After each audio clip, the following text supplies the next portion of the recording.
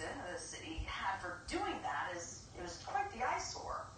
Since March, this camper sat parked at the intersection of Palmerita Street and Rayburn Avenue. It's seen better days. The exterior was faded by the sun, and it's covered in dirt.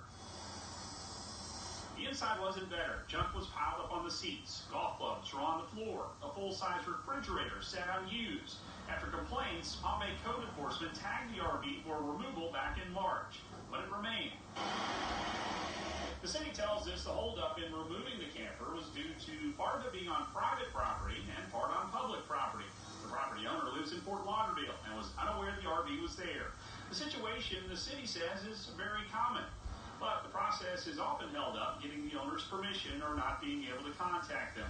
Code enforcement has dealt with 3 similar abandoned vehicles on public property issues this year. Each owner was cited and responsible for having them removed. It is kind of an eyesore. Jim Baker lives nearby and brought her kids for a drive-by view of the camper. Palm Bay will take trash and turn it into something funny.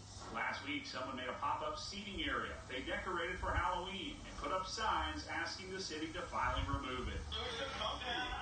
The RV saga reminds locals of the Palm Bay couch back in 2018. After a love seat was dumped on the side of the road, people brought in lamps, plants, and decorations for a makeshift living room.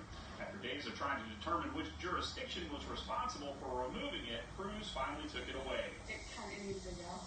After months of being parked in the baking sun and weathering storms, the RV was also taken away late Friday.